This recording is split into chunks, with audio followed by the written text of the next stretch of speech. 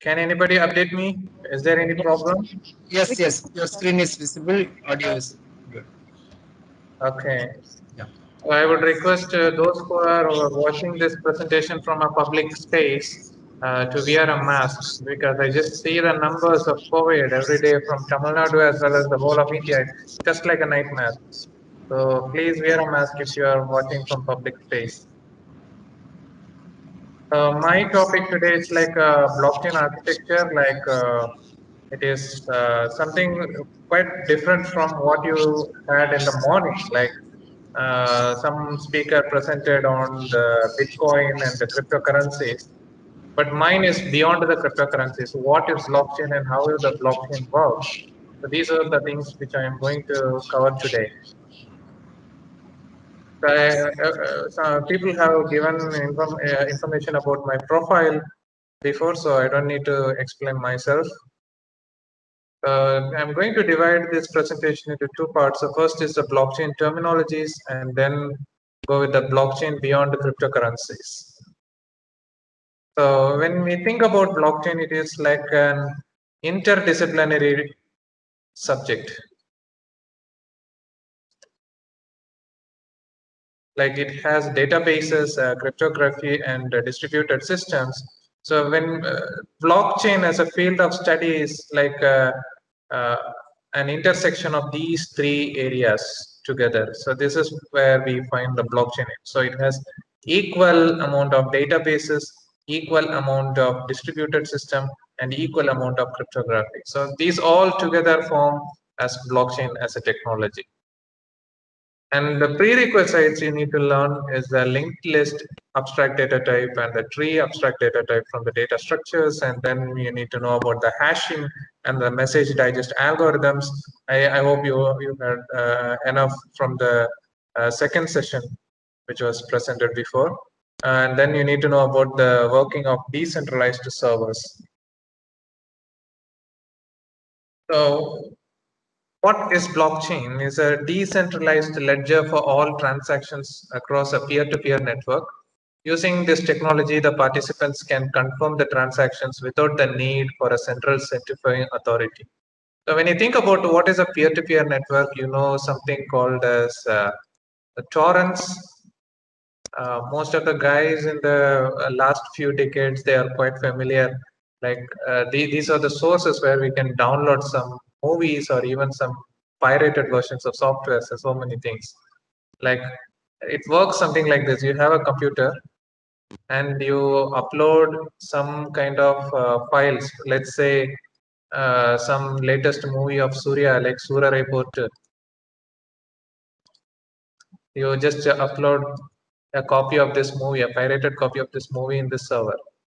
Let's say one client comes online and connect to you, and he will get the download like 100 percentage of all the files will be transmitted from this computer. So this will be quite slow because it has to keep transmitting all the data packets, and then another computer comes to download. After this is complete, now the connection goes from this computer as well as this computer. So 50 percentage from here and 50 percentage over here. Now another computer comes. So from all the three computers, we get the connection. So now the number of seeds is 3. So 33, 33, 34, something like that. It keeps making a division. So for example, if 5,000 people download the file and the 5,001 person, when they download that file, it will reduce the number of packets per system. So the number of seeds keeps increasing and the quality of download also keeps increasing. So faster download. So this is the base for the distributed system and the peer-to-peer network. This torrent is otherwise called as this peer-to-peer network. So this basic is used in the blockchain technology. That is, when someone requests a transaction, it is broadcasted among the nodes. This is a node and this is a node and this is another node. Like 4 nodes are there. So the transaction is transmitted to all the nodes. So what the nodes has to do is it has to verify and validate whether the transaction is genuine. That all the nodes has to verify that this is the transaction. Then this transaction gets committed and gets stored. If some nodes have an issue that it says like there is some kind of a malicious transactions happening, so then they can have the authority to stop that transaction from happening. So this is the basic definition of blockchain as a technology. And now how the block in a blockchain looks like. So it is actually a chain of blocks. It's something looks like this. So what is present is in this block number 101. Firstly, it has the version info. That is what is the version ID, like it is a version 1, 2, or 3. And nonce is like this is like a noise signal. And then this is written as previous block, but it is like the hash of previous block. Every block will have a hash value. Like you have here the Merkle tree hash. The hash of this block is over here. So the hash of 100th block will be over here. So this particular block is taken to the next block 101. So this is what we call as the hash of previous block, and the timestamp, that the latest timestamp where the latest transaction is committed, and then followed by the Merkle root, and this Merkle root is connected with the transaction IDs list. So this is how a normal block in a blockchain looks like. Now, how the blocks are created. The first, we have the block 1 and its header. It has the hash of the previous block and then the Merkle root. This Merkle root is connected with the block 1's transactions. And then the hash of this block, let's say hash B1. So we have the hash B1 over here. So this is the hash of the previous block. And then the block 2 over here, you have a header over here, and then the Merkle root. This Merkle root is connected with the block 2's transaction. Once this block 2 gets filled, then it goes to the block 3. So this will have the hash of previous block, and here we have the hash value of block 2. Let's say hash of block 2, and then the Merkle root. This is connected with the block 3's transactions. So this is how the blocks are created. It keeps connecting with each other. So and then it has a connection from the previous block's hash. This is how it is connected. So this follows something like the linked list in data structures. Now, how many transactions can be in a block? Like the size of the block in a blockchain is fixed. For example, if we mention like the size of the block is 1 gigabyte, so then it will keep storing the transactions worth enough of size 1 gigabyte, and once the size is filled, then it keeps moving to the next block. And the transactions fitting to that block size are accommodated actually. And now I'm having this graphic to explain like how these blocks are connected and how the transactions are connected. So we have this previous hash, like for example, this is block number 1, block number 2, and this is block number 3. And the previous hash is like some from the block number 0. So here we have the block hash of block number 0. Here we have the hash of block number 1. And here we have the hash of block number 2. And then we have the nonce and the Merkle root and timestamp, the same as I mentioned in the previous slide. And then these Merkle roots are connected with the hash values of the transactions. Now I have the next slide, which mentions like how these transactions are connected, converted into hash values. Let's say there are 3 or 4 transactions, transaction A, transaction B, transaction C, and D. Individually, each of these transaction and its timestamp values are combined together, and so many other fields are combined together to form a hash value of A, and then hash B, hash C, and hash D. So this hash A and hash B are connected together to form another hash value of hash B. Hash C and the hash D are connected to form hash value of CD, and then these two are combined together to form a combined hash value of ABCD. This is what we need to see, like the hash value of that particular block. Actually, we have the hash of block number 49. This is the combined value of hash from the block 49. So that is stored over here, and then we have the combined hash of value of all the transactions A, B, C, and D. So this is how it gets stored in the new block. So how that hash value generates, it uses some hashing algorithm. And this is the normal procedure. I just want to run away from this slide because you had a presentation regarding this, regarding the preliminaries of cryptography. And then we have something called as consensus. There are so many methods of consensus. Like on what basis the transactions are getting verified by the nodes. Like we have the proof of work and proof of stake and so many other methods also available. Like this proof of work and proof of stake are not widely used because it started all with the Bitcoin. I'm not going to explain about Bitcoin because my presentation is beyond the cryptocurrencies, but Bitcoin is one different blockchain network. Bitcoin is not the only blockchain available. There are n number of blockchains available. Even you can create your own blockchain if you have the proper ideology and the proper network infrastructure or the cloud infrastructure, whatever it is. If you can afford it, then you can do your own blockchain network and you can have your own coin. For example, we have um, a person named Modi. He wants to create his own coin, then you can create a Modi coin. There is nothing wrong, and that's how it works. So you need to have your own blockchain network, and you can name it as like you want. And Bitcoin is one such network, and it is using two kinds of consensus algorithms. One is proof of work, and the other one is proof of stake. And there are so many others available as consensus methods, like Byzantine, practical Byzantine, fault tolerant, and so many others are available. And these are quite famous because of Bitcoin. Now, how this proof of work does?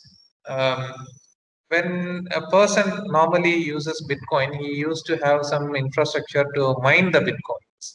Like it was quite familiar around a few years before, like 5-6 years before. People were quite mad and they were buying some GPUs for having hypercomputing performance, and then they used to mine the Bitcoins using their computer network and their internet connection. Some people used to earn these Bitcoins like that way. So proof of work is a requirement to define an expensive computer calculation, also called as mining. And that is, people keep on verifying the transaction. Like I told you that the transactions are broadcasted to the nodes. So those people who are acting as miners. So this person who is using the proof of work is whom we call as miner, or like Bitcoin miner. So then this person will keep on verifying the transactions in a block. And once that block is verified, he will get a small amount of Bitcoin. A Bitcoin in the sense you don't need to really buy like one BTC. Like even you can buy like 0.000001 also. It's up to you, like how much you want and what capacity you want, like you can decide. So likewise, like this Bitcoin miner will get some based on the work. Like who is having more number of verification, he will have like more expensive computer calculation, so he will be given with more number of Bitcoins. And then proof of stake is like the person who is owning more number of Bitcoins. So it's not only just Bitcoin. Like if you are implying this consensus algorithm in any of your cryptocurrency network, and or like any of the blockchain network, if you want to imply this proof of stake, the person who is having more amount of stake will have the upper hand in verifying the transaction. So that's what we call as a consensus. And now we have like four different types of blockchain networks. We have consortium blockchains, semi-private, private, and public blockchains. I actually want to avoid speaking about this semi-private and private blockchain because it's not actually a blockchain at all, because blockchain needs to give privacy. But when some middleman comes in between, then there is no privacy. But in the case of public blockchain, it is not controlled by anyone.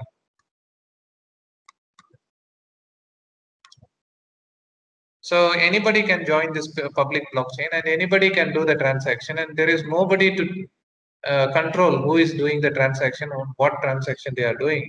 And that is the reason why most of the governments nowadays are not willing to have a blockchain based system for their banking or their finance flow systems. Right. And then about consortium blockchain, there is something called as Libra. Like this is how the public blockchain works. You have a buyer and you will commit the transaction. It does the hashing and then it is sent to all the transactions databases. And then there is a trustless peering. There is no middleman. No one is involved. So then the peering will give verification. And once the verification is done, the transaction is committed. But in the case of private blockchain, you just see like there is a middleman, like a bank A and then a bank B. Then there is no difference between a Swift code transaction, which is normally done for the international transaction or like the Western Union, something like that. So this also follows the same thing except the crypto hashing. Maybe they have like some kind of cryptographic systems in Swift and Western Union, but this is not actually the real blockchain. Private blockchain doesn't give much of transparency, not much of privacy is available. So I don't endorse this private blockchain as a blockchain. Now we come to side chains. So side chains are normally used as a sub coin. Like for example, when you have a main blockchain network, it will accept the currencies like Bitcoin or Ethereum or like Ripple's coin or PI. I'm not sure about it. Something. These are the main coins, and then you can convert them into the fiat currencies like USD or Euro or Great Britain pounds or even Indian rupee. So then these currencies are the main one used in the main chain. Like people can use these fiat currencies to buy the main exchange currencies, but the blockchains used to have their own private currencies. It's something if I can say like the Swami Nityananda's Kailashian dollars. Like they actually released some kind of gold coins, and these gold coins are worth some value, and according to that value, they just match up with the main currencies like US dollars. How much US dollars will worth that coin? Then they used to exchange it. So that if you think about Kailasa and the US dollars, so Kailasa is like a side chain and US dollar is the main chain, something like that. So when you make a transaction or like when you make a coin system in that way, you can have a main chain which is having some particular coin, while as the side chain will have some small denominated coin. And another example I can give is like the Indian rupee and Nepali rupee. So there is a agreement between India and Nepal. Like whatever the economic situation comes, how bad Nepal's economy goes, one Indian rupee is always equal to 1.66 Nepali rupee.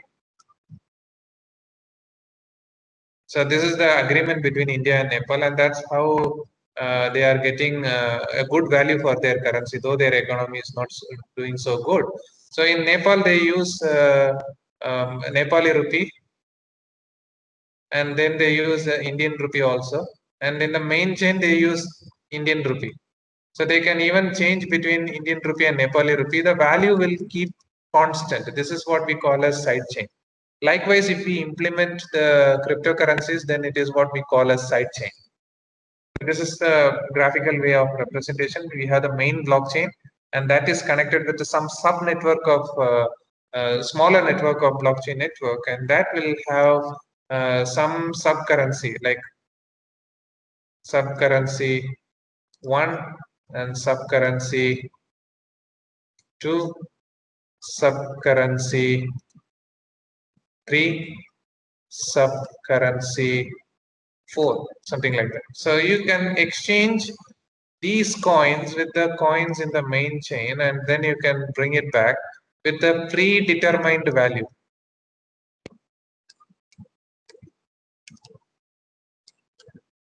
So you don't have much problem with the exchange of these coins.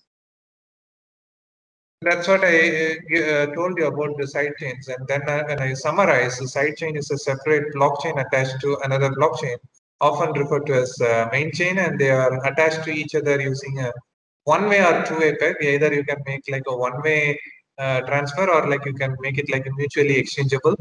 And the assets in the main chain and the side chain can be traded in a predetermined rate, just like the Indian rupee and the Nepali rupee, or like a Kailashian dollar to US dollar or whatever currency you want. So this is how the side chains work.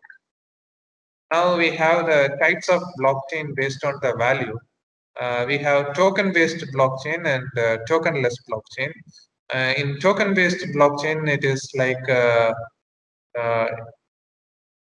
it is built using a smart contract. It has an intrinsic and non-intrinsic token.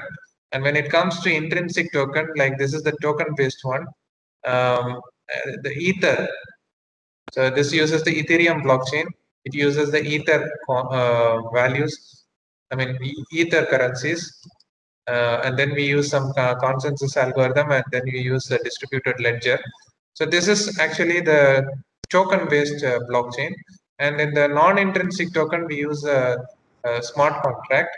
I will be handling a session on a smart contract on this Wednesday around 10 a.m. in the morning. So in that time, I will be explaining more in detail about smart contract, and then I will be explaining a small app which uses blockchain as a technology, and it uses smart contract in verifying the transactions. So you will have a live demo on those kind of apps. And so just we go ahead with the smart contracts. It's like a computer program which executes automatically when the conditions are satisfied. A smart contract is just like a contract between two parties. Something like you have a rental agreement between you as a tenant and the house owner, or you as a house owner and your tenant. You have some set of conditions, and they have to satisfy. Both the parties has to satisfy the conditions. If any of the conditions in the contract gets violated, then the contract becomes null and void. So that's how the smart contracts work. So then we use this smart contracts mainly for initiating the transactions and then to verify. So in this case of smart contracts, we really don't need the consensus algorithm like the other blockchain networks. So we don't really need to have a kind of mining based system. It's optional, like you can have for mining, or you can opt out of mining when you have a smart contract. So that kind of flexibility is available when it comes to smart contracts. But in the normal blockchain, you have to stick on to the mining, or the nodes have to voluntarily accept. And here it is not like that. It is fully automated, and you can have a verification by the nodes, or you can just opt out of the consensus when it comes to smart contracts. Because when it comes to smart contracts, it is actually automating the whole system. And these people are losing their jobs, like legal advisor or a government agent or a financial advisor who were previously middlemen. These guys will be like a layoff. So the system becomes even more transparent, and you'll have enough privacy to do the task.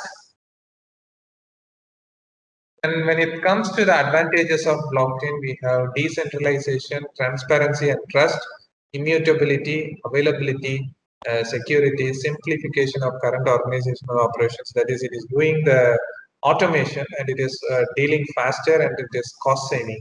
You don't need to have the middleman, so you don't need to pay for them, and you don't need to have a service charge for anyone. Like, it is automated. Of course, it has a minimum service charge, but when you compare with the blockchain-based transaction systems, the blockchain's service charge is much lesser than what we have today with our current banking system.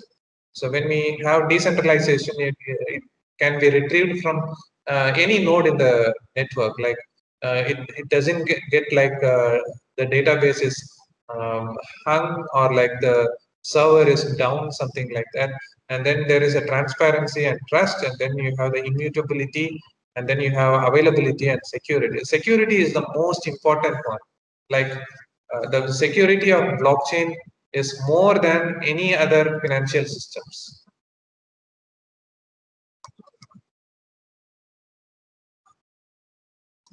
Because it uses some kind of consensus of the smart contracts, and it is more safe and secure. When it comes to the limitation of blockchain, it has some issues as well, because any scientific discovery or invention, it will always come with a set of limitations as well. So this blockchain has a problem with the limitations as well as scalability. It has a problem with adaptability, privacy, regulation, and then relatively immature technology. When it comes to scalability, we can imagine about the Anna University results server. Like when I was a student with Anna University, they used to normally publish the results in the midnight. Like it comes like 11:30 or 12 o'clock, so the students will be sleeping, but most of the guys will be awake, and they used to try to access the same server at the same time. Like the number of users who pool into the database server will be increasing, and so then the system will be hanging for some time, and you will not be able to access the website of Anna University for some time. And then after a couple of days, it will be getting okay, but it will be very difficult when more number of people get into one small database server. Is difficult. But in the case of blockchain, you have more number of servers because it's decentralized. But still, when you have more number of nodes which have to verify the transaction and more number of people coming in, so it is not only just people, you have the nodes also to verify the transaction. So the request which is sent from one node to the another for verifying the transaction, it's like more. It keeps increasing exponentially, and that leads to a kind of scalability for the databases. But when it comes to adaptability, there are some practical issues in developing in implementing these systems, because the people are not aware much about this technology, and they have to be educated, and then we can implement it in a higher aspect. And then privacy, it gives enough privacy, but still there are some issues like each node can act as a verifying agent, and if that particular node gets accessed by some other person, and then they can get the hash values, and they can attempt to hack this system. But it is difficult, though it is difficult to hack. It is better not to give an access to those kind of miscreants. And then the regulation, like currently the government, so whichever the country, like whether the country where I am residing, or the or in India or in any other country, except a few, they don't accept Bitcoin or any cryptocurrency as a legal tender. Like especially in India, it is not legal as well, so you are not supposed to mine Bitcoins as well. So that regulation issue is there. That's one of the limitations of blockchain. I hope Indian government. I think it was like when Mr. Arun Jaitley was the finance minister of India. He actually gave a draft for blockchain. In that draft, it is mentioned like the implementation of blockchain as a technology is encouraged by the government of India, but the usage of cryptocurrency is not allowed. So that means that they are open for this technology, but the regulation for financial transaction is not clear. So, like if any financial fraud happen, who will be made accountable? That kind of issues are there. So that's the reason why the government is not allowing anyone to have blockchain based transaction. And relatively, it is immature technology, because it's like after Satoshi Nakamoto wrote that white paper in 2008 and started having the Bitcoin blockchain, and it was not gaining much popularity. But in the last one decade, it is gaining a huge popularity, and now everybody is talking about blockchain, and everybody is using blockchain as a technology in some part of their lives. So this is actually growing. That's why it is relatively immature technology, and it is actually a small limitation. Like it has to be explored more, so it will become as a robust technology. And this is the transaction of various payment gateways. Visa is having the highest.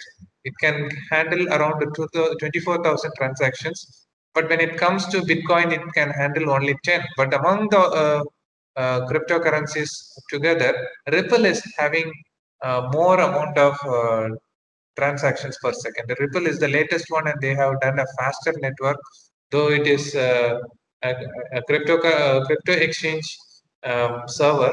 It is faster than Bitcoin as well as Ethereum. So it's normally like if you are looking for Ripple or Stellar, then these are like faster. So most of the new startups are using this Ripple and Stellar. That's all about the blockchain terminologies, and now I'm going to explain about blockchain beyond cryptocurrencies. So here I'm presenting a small scenario on how the blockchain is implemented. It could be implemented in the real world. Like before blockchain, then we have like the Uber-based system where we make a request to the Uber service, and they will allot some taxis for us, and that taxi will come to our location and pick us up. So it is like this Uber office is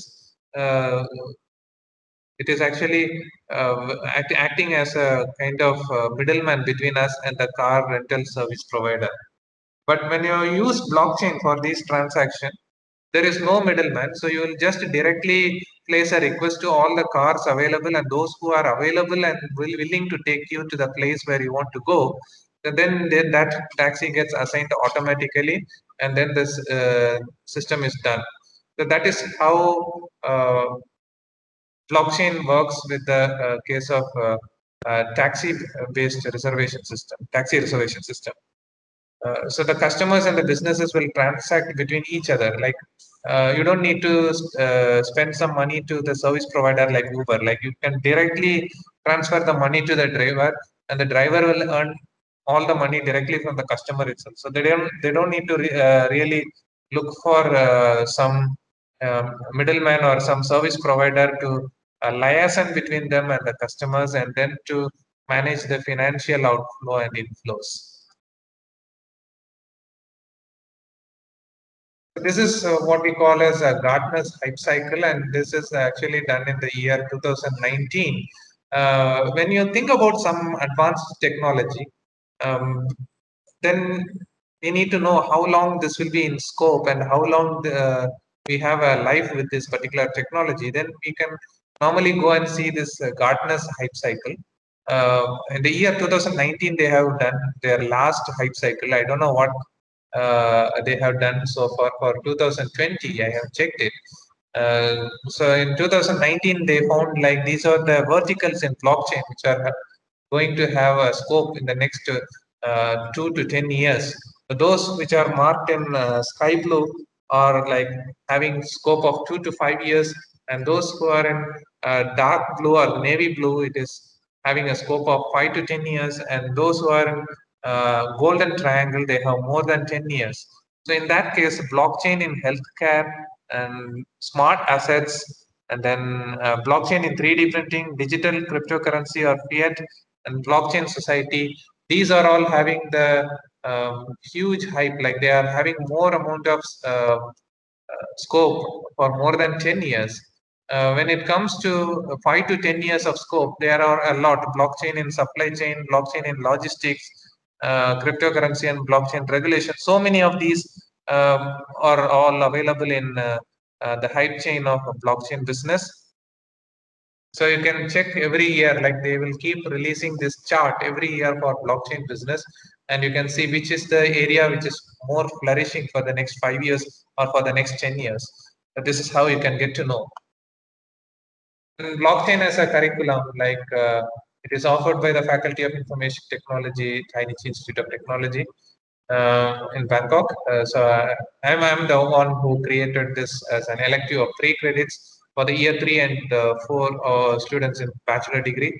It has been taught in my university since 2018, and the demand of this elective among students is quite high here. Like the students are more fascinated. They have an expectation that they will know about Bitcoin and the cryptocurrencies, because most of my students who come are like they already know how to mine Bitcoin and other cryptocurrencies. So normally they used to they want to learn how they can create their own blockchain network, and how they can have their own startup. So actually, at the end of the course, there is a ideathon, like the students have to pitch in their ideas and they have to say like what kind of startups they want to start with the usage of blockchain, and so many ideas have been shared for the past few years.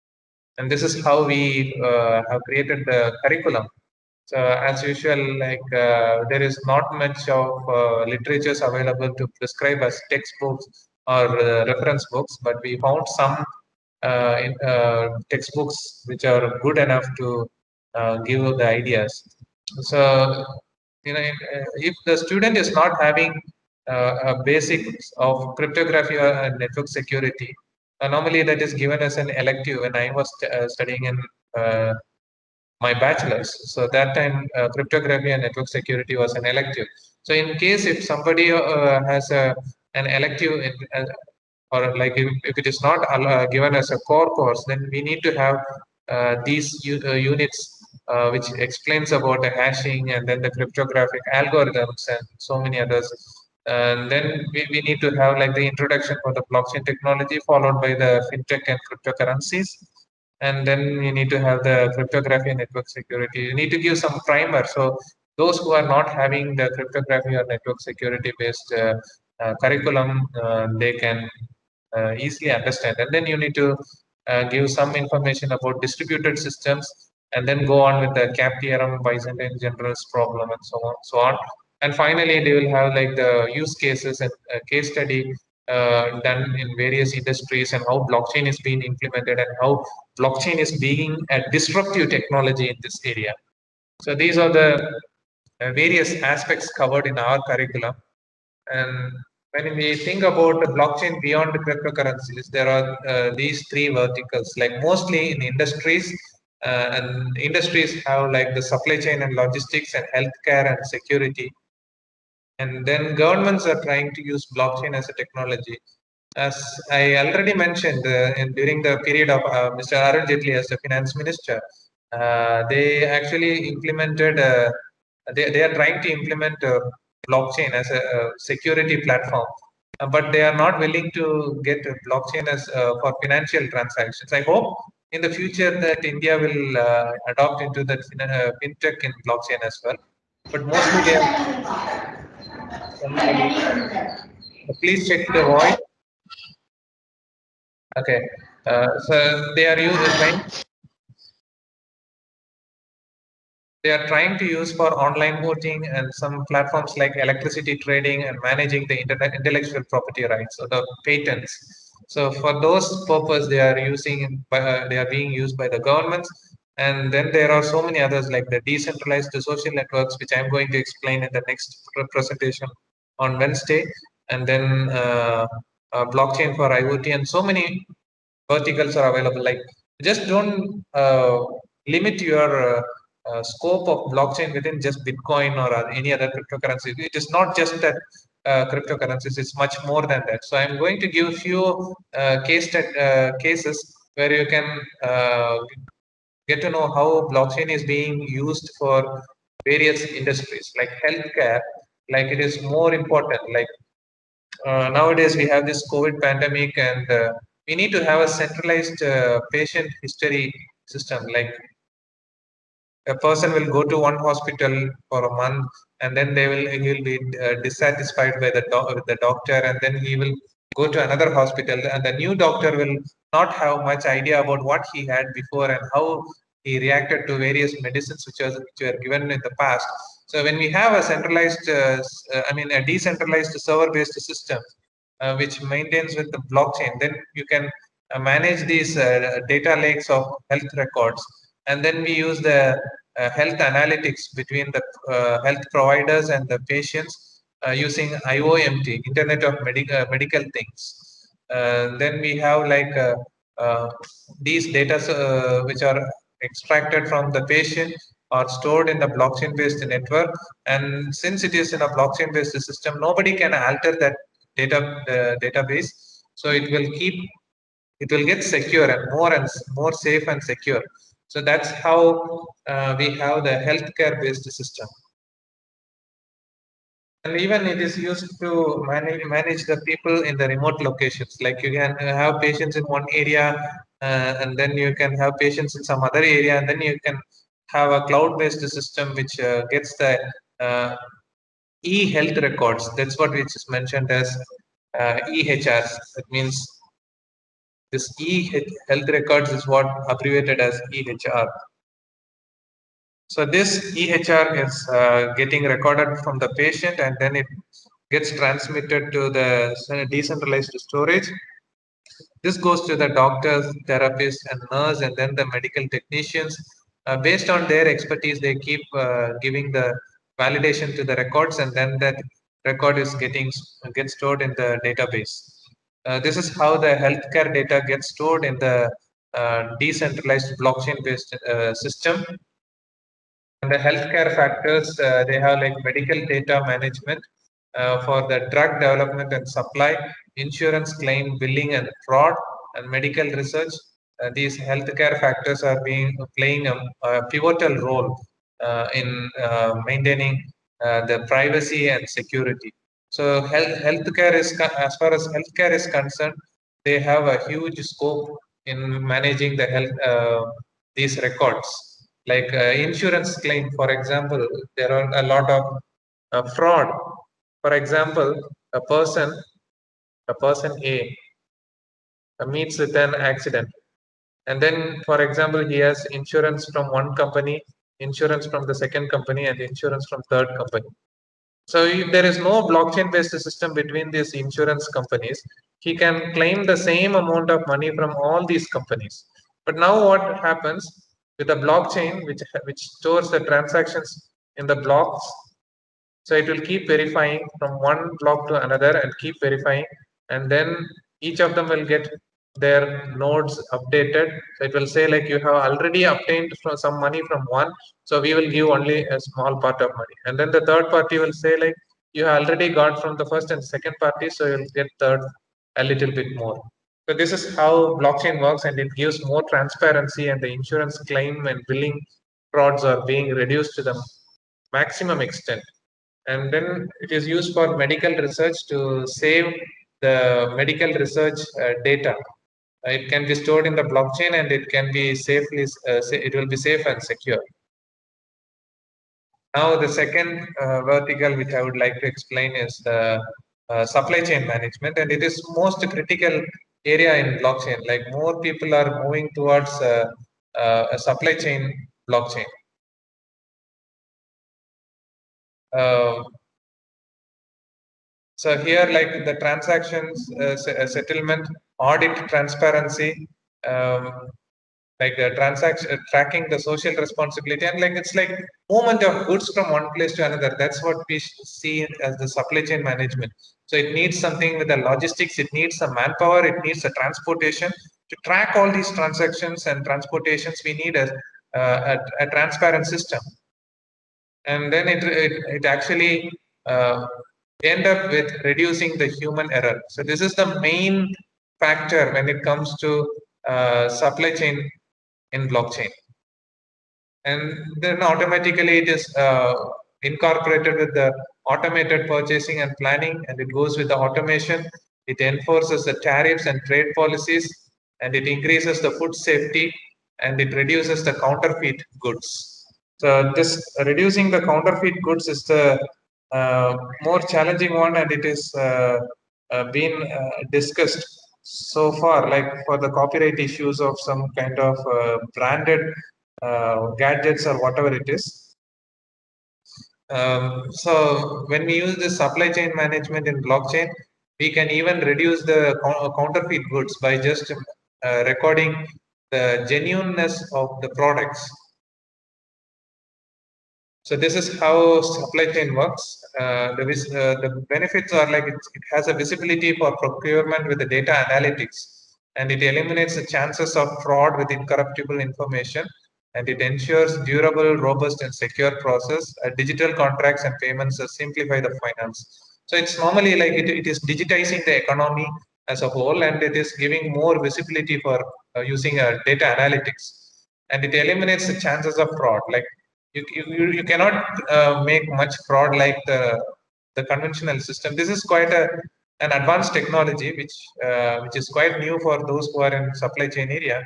but still, since it is robust and having more security features, it obviously has a chance of eliminating the fraud, and it's obviously durable and robust and secure. So these are the factors with the blockchain based system. Now, after blockchain in supply chain, now they are incorporating three areas. So there is like blockchain, and then we have supply chain, and then they are incorporating Internet of Things. So we have like the logistics, and then the materials. They are all fixed with the small microcontroller chips or something like that for tracking. And the wholesaler will have like some IoT devices which measures the number of goods available with him, and the retailer will have some kind of chip. And these are all connected to the network like a blockchain based network. And then you will get some analytics. So you will create some records, some kind of charts. Sorry. Um, so you create some records, and then you can easily manage the supply chain by using these IoT devices. So this is a new area which is coming on, and it is having more scope because it is having a connection with IoT as well. So this is what we need to think about when we think about supply chain in blockchain. We need to have IoT as well. And now I am going to explain about blockchain for governance. Um, for governance, there are so many things. Like in the past, there are so many aspects.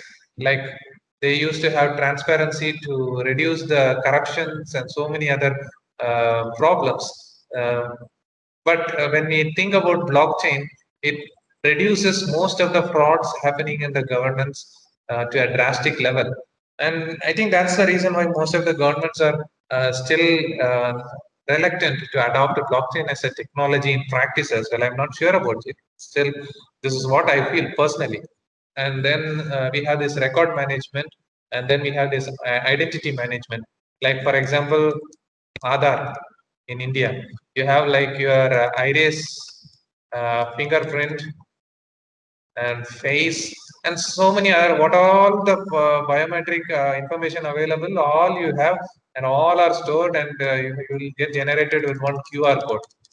And that QR code, it is available in your card, and that will provide all the, if you scan through that QR code in your Aadhaar card, it will give all your personal information. So better not, in my personal opinion, please don't post your Aadhaar card pictures online in your Facebook, just bragging that you are getting an Aadhaar card or using your Aadhaar card, something like that. So that QR code is readable, and you can even leak out the information. It's quite safe. Like the database they are using is quite safe. But in the case of this QR code, it's better not to post these online.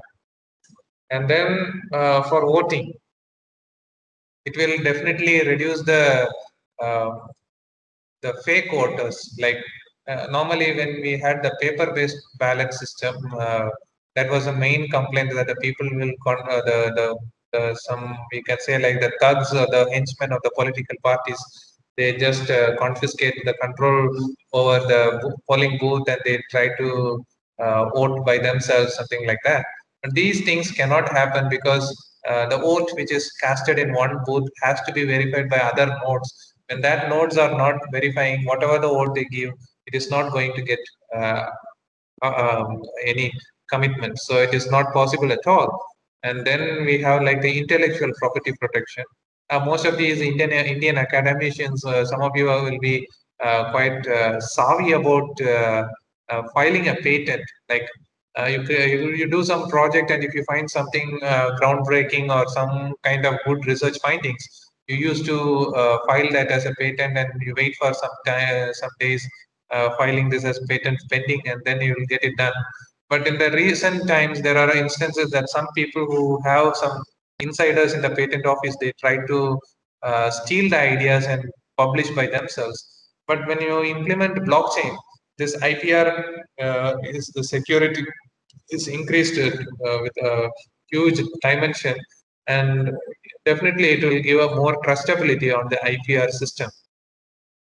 So this is the draft which is developed by the Indian government earlier, like where all they want to have the uh, blockchain based systems in the Indian government. They did for the legal enforcements, like for example, like any court proceedings, they can uh, store these data in the blockchain, so they cannot be altered.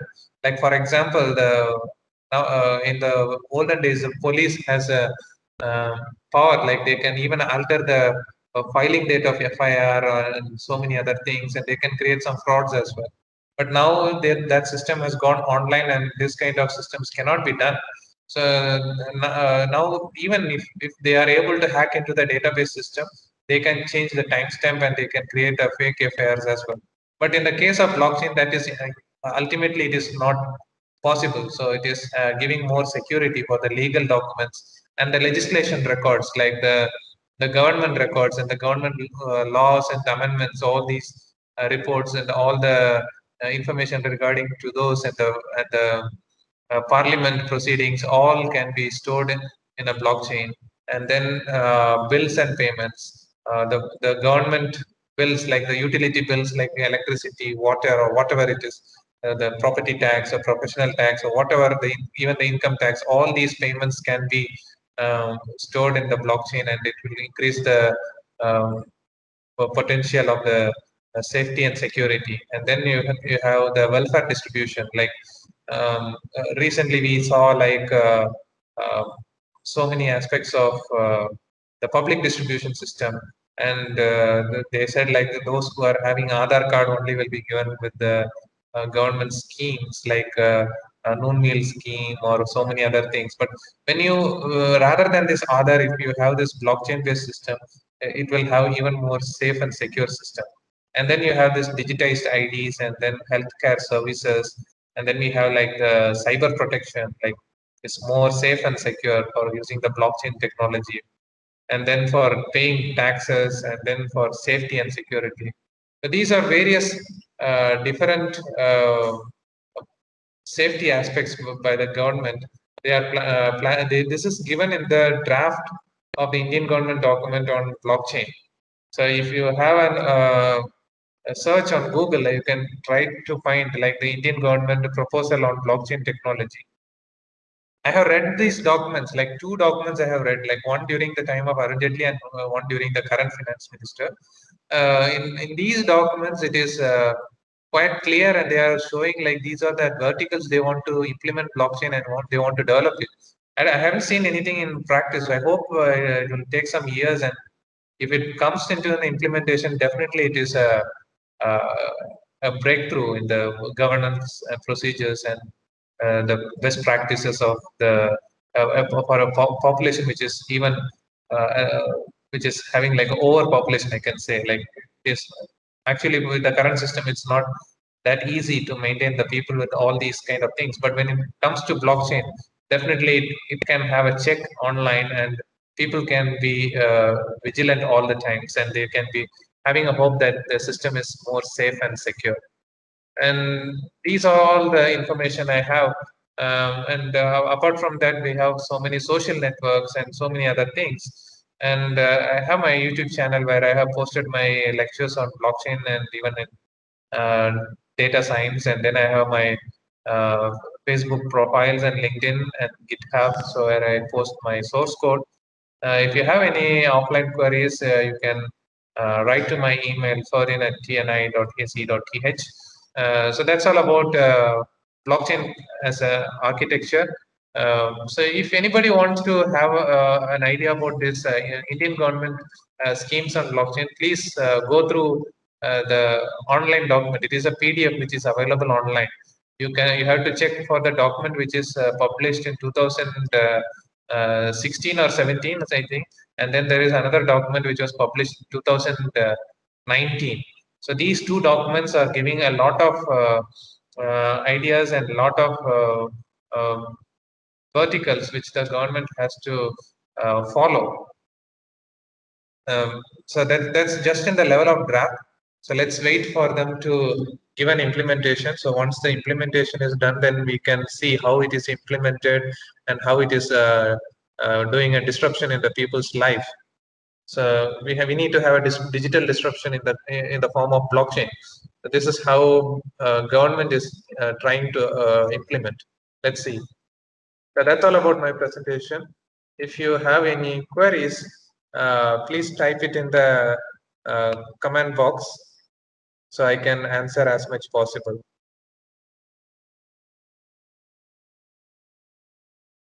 Participants can ask their questions in the chat box.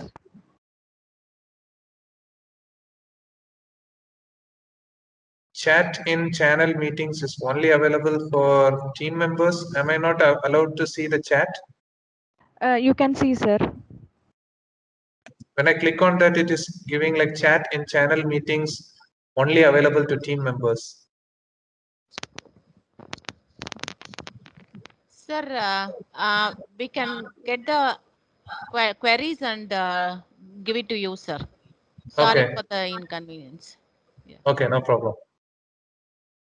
So the first question by Ms. J. Priya is blockchain can be integrated with IoT.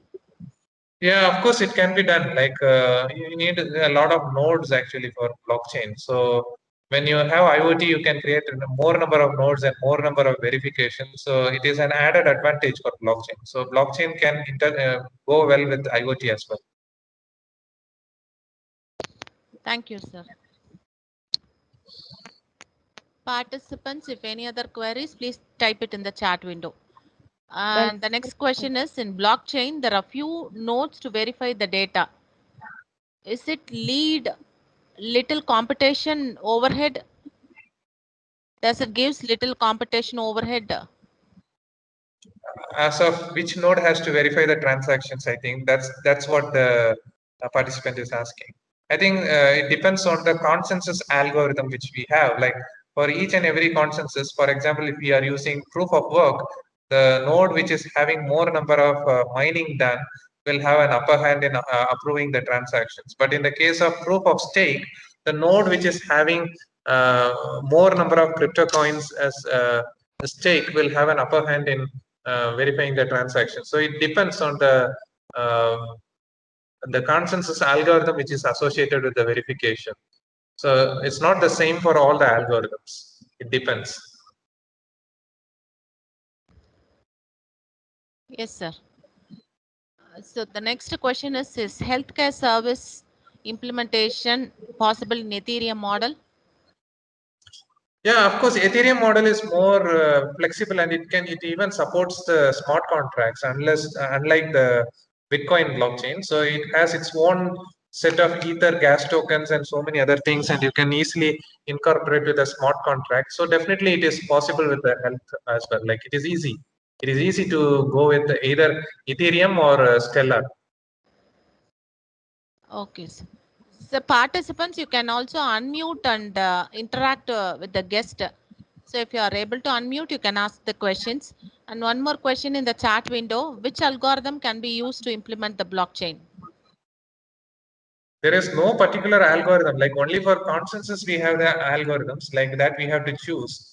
I don't know whether anybody is presenting on consensus algorithm or not, but there are so many consensus algorithm like proof of work, proof of space, proof of stake, proof of time lapse, and so many others are available. And even there are some social networks which are using their own algorithms. So there are you have to choose this consensus algorithm, but most of the blockchains use based on their own requirements only. But for the development, it uses there is no specific algorithm to develop. But there are some. I think they are asking about the programming languages or the tools and technologies needed. People normally use something called as Golang or some Swift programming languages, some special languages which are developed for each and every uh, blockchain network. Like for Ethereum, they have some, I think it's Viper or something like that. And then some are using like a Haskell, some are using Go. It depends on the blockchain network. Okay, sir. And one participant, what is the difference between proof of work and zero knowledge proof?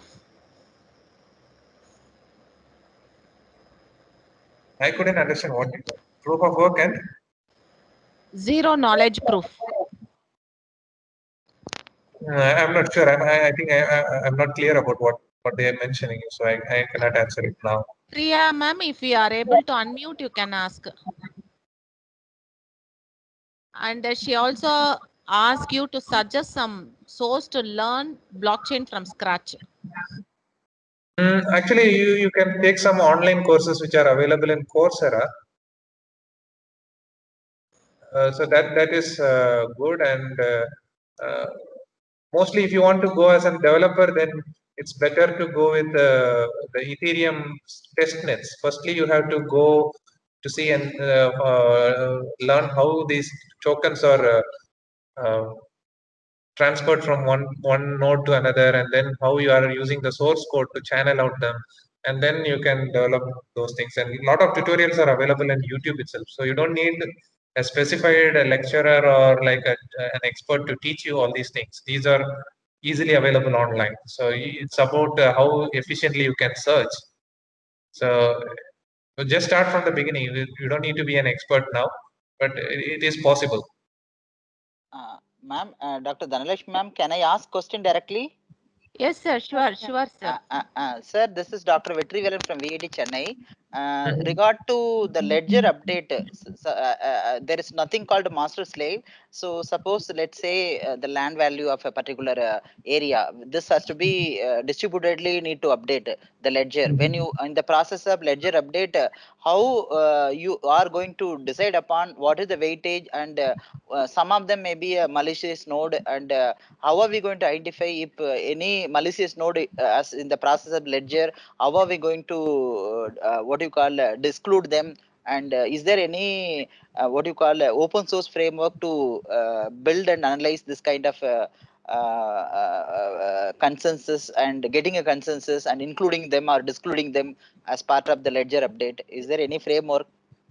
As of now, I don't think there is any framework available, but this can be addressed in two aspects. So firstly, there need to be like a machine learning based framework or a deep learning framework which can identify the pattern of malicious nodes, and then you can eliminate them. That is one aspect. And the second one is like you have the consensus algorithms. So the person who is doing the more genuine transactions, I mean, verifying more genuine transaction will have an upper weight. So this one will come with the consensus algorithms like Byzantine fault tolerance, like Byzantine consensus algorithm. So these are having some of these, like how the Byzantine generals are getting information from the messengers, and how they are taking it as trustworthy information and deciding for an attack.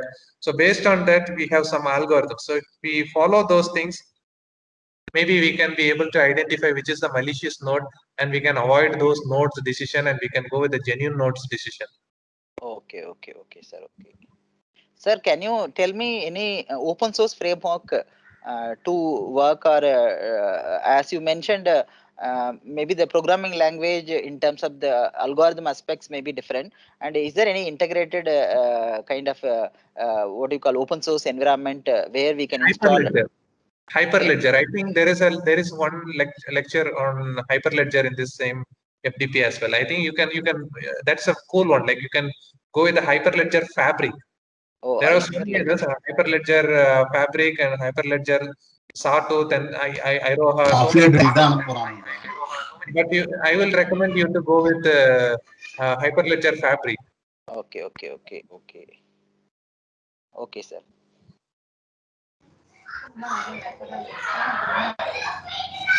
Sir, one more question from Dr. Kavishankar. What are the gaps in blockchain technology to be uncovered to make it more mature? There are actually some drawbacks with blockchain as well, since it is a new technology. Firstly, the people has to be educated about this technology. That's the first and foremost thing. Secondly, it is like it has to get some kind of legislations or some regulations, so that the transactions get even more genuine welcome.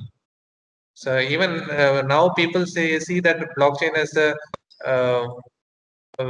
safe and secure transaction, but still, if some financial fraud happens, which is a very tiny possibility, where they have to get prosecuted for all these mishaps. So that has to be addressed, and some policies has to be set by the governments for the benefit of the people.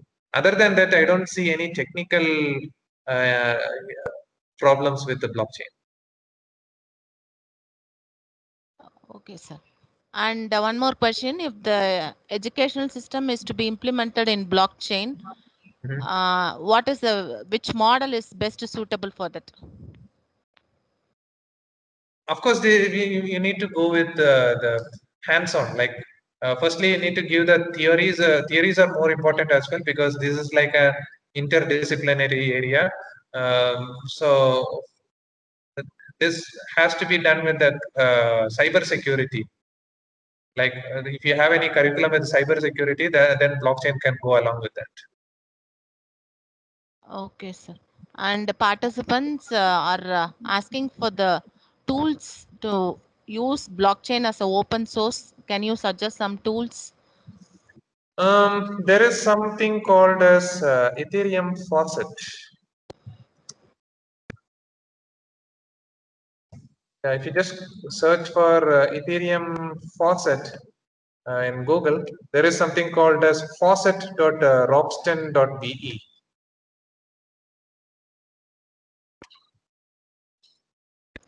And okay, So sir. And Ethereum for Ropsten, and then if you go to Ethereum website, there is something called as testnet. And if you go to Stellar website, they have also a testnet. You can firstly go to learn about those testnet, and then you can look into developing your own application.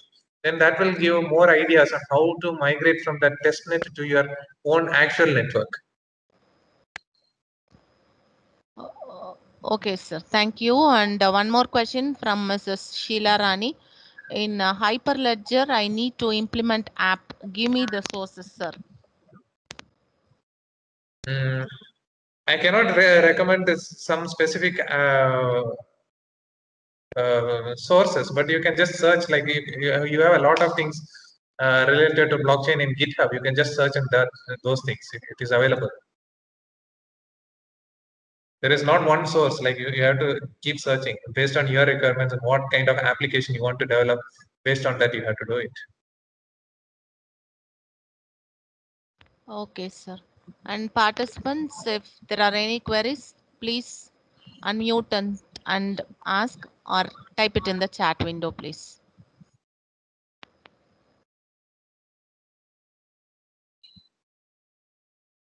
Hello.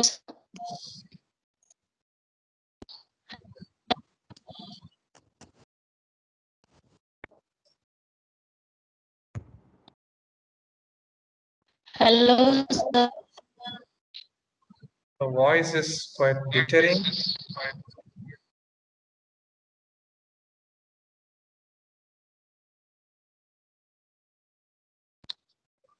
Ma'am, your voice is breaking. Can you please type your question in the chat box?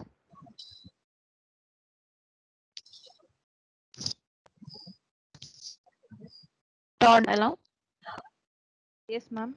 Yes, ma'am.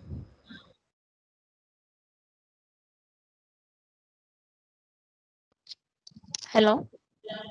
Yes. Yes, ma'am. Sir, how about the trend in vulnerability detection tools, sir? These tools are available to vulnerabilities of smart I think you are asking about something about ethical hacking. I'm not an expert in that. I'm sorry. I don't know about what you are mentioning. No, sir. No, sir. This is related to smart contracts, sir.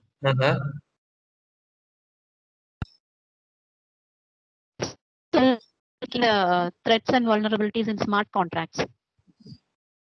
So the threats and vulnerabilities in smart contracts concerned, it is having some kind of issues like how the nodes are not there to verify each and every transaction. So it has to execute the code by itself, and then it should have some kind of algorithms to decide which conditions are checked at what particular instance. So that has to be checked. I think that's one of the main issues with vulnerabilities. Okay. I read up some tools which are available for The voice is breaking again. Organizer, please. I saw about some tools that are available to check these vulnerabilities in smart contracts. So any idea about those things, sir? I have not explored more in those areas, so I'm not sure. Okay. Okay. Thank you, sir.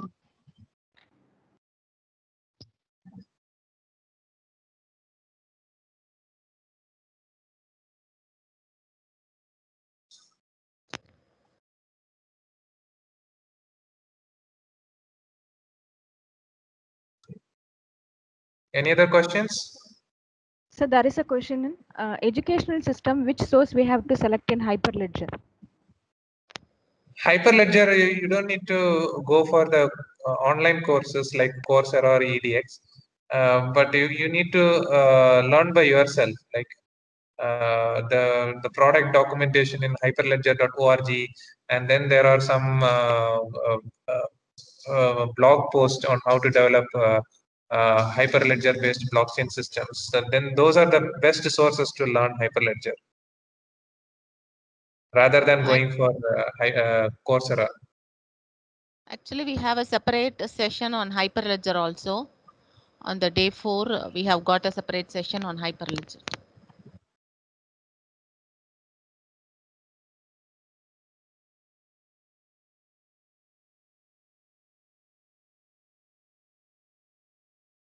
Any questions to be asked?